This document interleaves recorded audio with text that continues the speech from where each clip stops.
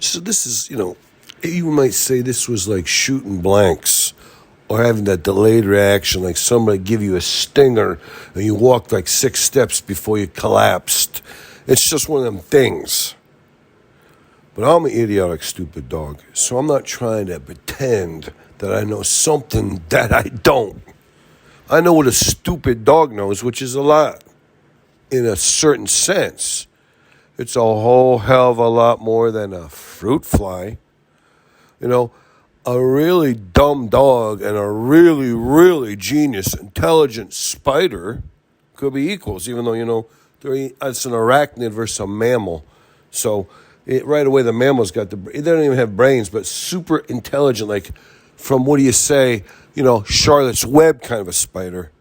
Versus a really dumb dog with his balls. He wants to fight everybody. He's pissing and shitting everywhere. He eats a bunch of garbage. He vomits. No one wants him around. He fights all the time. All he cares about is screwing. That's the kind of dog, that no one wants to. It's a pain in the ass kind of, But that kind of stupid dog and a really brilliant spider like the spider from Charlotte's Web, that could be a congruency. But other than that, the point I'm trying to make is that I was like, so discouraged from watching some of the man's most regal enterprises with the women. Somehow, this man, he hooked up with Madam Yes. I think they've been intimate repetitively. I'm not sure. I'm pretty sure. Madam Yes always used to bring a little girl dog around. I don't know. I don't ever see the little girl dog anymore. I think Madam Yes maybe somehow, I think she asphyxiated by the little girl dog by mistake or something. Last few times I seen Madam Yes, it was brief. She wasn't traveling with the little girl dog. How do you not travel? Doesn't matter. I just miss the little girl dog. That's all I can say. I'm a stupid dog with no balls. I could have never had sex with her anyway. I'm a medium-sized, I'm like a 45-pound dog. She was a 2.5-pound little whatever you say. It's like a half of a guinea pig and a half of a gerbil this dog was. So it wasn't, and if I had balls, I wouldn't have tried to do, It's just, she was so lovely, and she had such grace. And she was so petite and beautiful. That's the thing, beauty. It doesn't matter. Beauty's a talent. Size is a talent, Whatever. The Skanks. I remember I was watching the Skanks episode, and they were trying to measure dick speed. I said, dick speed? And it's like how hard you can hump, like some kind of disgusting, freakish thing, humping your woman. And they were measuring dick speed, and the one guy with the bald-headed guy, Mr. Clean, he says, there's no accounting for dick speed. You could look at somebody, and you know what I'm saying? You might think it's slow dick speed. All of a sudden, he fucks like a rabbit. It's disgusting. But they videotaped it, and their producer wasn't smart enough to, whatever you would say, not, exhibit the whole. And they were measuring dick speed this and dick speed that. And I was like, dick speed? What is that, I never had balls, so I probably never learned dick speed. I wish I knew what dick speed was. I'd probably have had a happier life that way. But since I don't, I'm like, whatever. But the bald-head guy from the Skanks, he said something, intuitive, or like he's been somebody, what would you say a practitioner of trying to enhance the dick speed, a dick speed enhancement, practitioner, but nobody knew.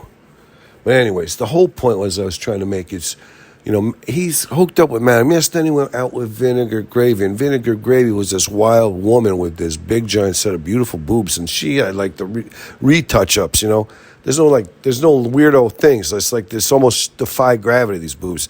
These boobs, they have a little certain amount of helium. They kind of float. So when she's on her back, her giant nipples are pointing up in the air. Her boobs, they're like helium balloons. They're trying to rise. They're not sagging or sloshing this way or that way, or being so tight that there's like folds of skin or something weird. Like the sails of a sailboat that's got no wind blowing. It's just drooping. Those weirdo curvatures. And you're like, hey, you know what? The curvatures are pretty kind of, a sailboat out in the middle of a harbor with a bunch of droopy sails.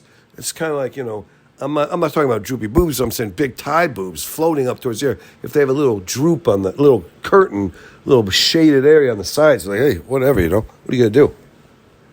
That was the kind of Vinegar Gravy. Plus, Vinegar Gravy was wild. Plus, she was like, whatever. One time the man was talking on the phone in the interior room. It's a big, giant hallway. It runs the length of the side of the manor house, and it terminates at the kitchen area, and I mean the commercial kitchen area of the manor house, the one they had for when they entertained dignitaries and scores of people, and their whatever you would say, their entourage, and their whatever the thing was, a bunch of bozos, their entourage, and the people that give them their drugs or whatever. It didn't matter. Their security. The place was filled up with people. They would put like 35, 38 people in the house. And then in those days, they had cheap-built quarters. They tore them down after the people left, or maybe they leave them up for 6, 8 months. But they were quarters, running water, hot and running water, bathroom, the whole thing. But they kept that out, But this hallway was something today that's unused, so no one knows, They don't even understand why you have to have it. In those days, these people, they would go from, manor house to manor house, whether it's other royalty or dignitaries from other places, or American royalty, which was, celebrities. But they came and their entourage and the whole thing. It's a big pain in the ass. But now it's just like this hollow, dusty, giant cavern of, thick hardwoods and reinforced, foundation, no less. So there's a giant foundation under to hold up all the weight, because these people, they were running people in and out with boxes and cans and all the best, this thing, dollies loaded up with, whatever. And anyways, he's been able to hang out with Vinegar Gravy. He's been able to go back to the days of Madame Yes. There was this one girl, I forget her name. I think her name was Guy. It reminded me of some kind of a cheese. She was beautiful, sultry, and gorgeous. And her husband called the man up and said, "Hey, bud, we're in sort of what you would say an open marriage. So you should go over and house my wife for me so I could hang out here." And I think he was in Las Vegas or something. He might have been calling from someplace in Arizona. He may have been calling from the kinkier, weirdo side of Scottsdale. But no one knew. But anyways, that was her, but he kind of shied away from her, smartly so. But whatever. She was the most beautiful and young of the whole thing. But this is the whole point of this whole take, is that now he's hooking up with this older lady. I heard him talking to his friends about her. I heard her talking to her. I heard him talking to her. He says to her, "I don't want to know, dude." He closes his ears. He says, "I don't want to know how old you are." I'm like, "Ooh, you don't know how, you don't want to, you don't want to know." It's like, believe me. And I almost wanted to fill in the words, the blanks for the man. Say, to her, he could have said, "I don't want to know how old you are. If you're like in your mid-60s, it's going to affect my ability to pop a boner." And I'm talking even with the Viagra. So let's, tone it down. Do not divulge. I'm down with everything, And then the man, he said that to his buddy, that he quoted himself talking to the new woman.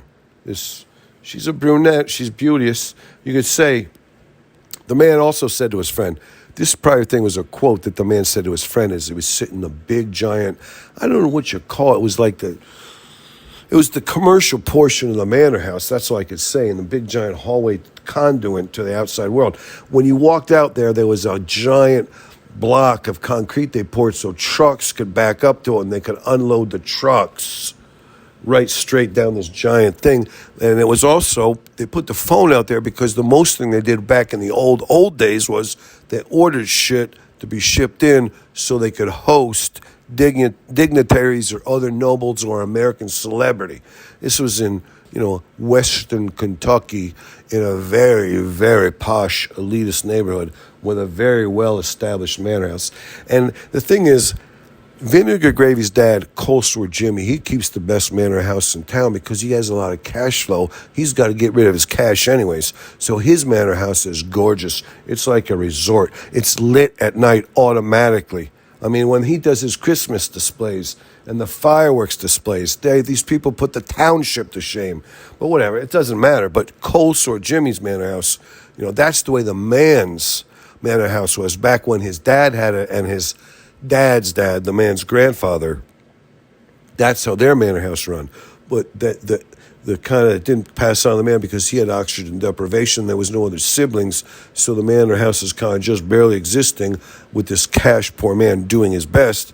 But yet, I think the manor house anchors him, and that's how he gets his women. He's hooked up, like I said, blah, blah, blah, blah, and now it's with this older lady. I'm trying to remember this woman's name, and I cannot, for the life of me, I don't know if he ever said it.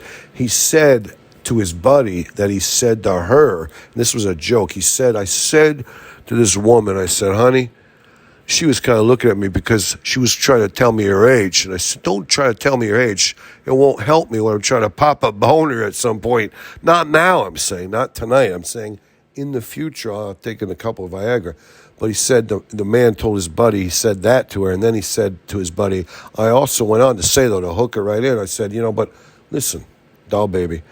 I didn't say doll baby with my expression in my eyes, the man said. I was expressing doll baby. I was like trying to take command, like being a big guy, even though I'm a oxygen deprivation, poor person with a manor house. I said, sweetheart, I'm going to say something right now. You take all that pancake off and all that makeup, I bet you look a lot older.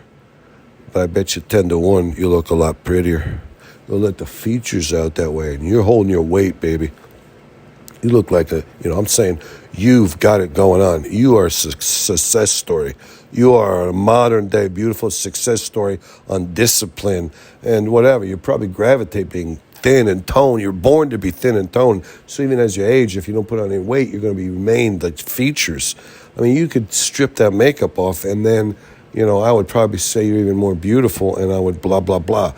He said that to his friend. They laughed. I could tell the other guy was laughing because the man laughed so hard. But then what he said to the lady was, what he actually said to the lady was something, I can't remember. What did he say to that lady? He said something to her later that I was blown away. I was like, wow, he really has some classy lines. For the life of me, I can't remember what her name was or what this line he used on her. But once he used that line on her, when he was talking to her, I could overhear it all from the parlor room. Now, the parlor room, if you leave all the French doors open, all the big giant oak doors or whatever swinging, you could hear. It's like acoustically meant for you to hear. And it was a wonderful line, he said. But anyways, so I can't remember what her name is. I can't remember what he said to her to capture her. But what I can remember, even though I'm an idiotic, stupid dog, is this woman's got a nice caboose.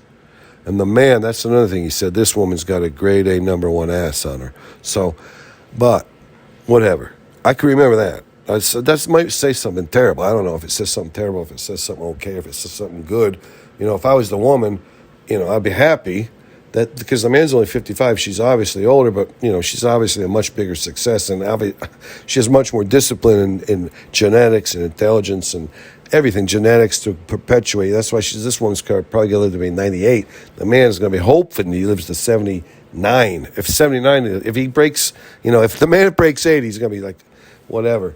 It's going to be awesome. But so anyways, even though this woman's a great deal older, she's obviously way, way out of the man's league. But yet, and this is what you got to go, this ain't no big swinging dick. Nobody knows what the man's got going for him. But yet, it looks as though he's entered into a new relationship, whether here as to yet uninformed or unnuanced, unknown. This poor woman, she's probably ignorant, but it's all an open slate. It's all something that no one could even possibly predict if it will become some kind of a new chapter in a novelette, or it will never be heard from again, nor discussed.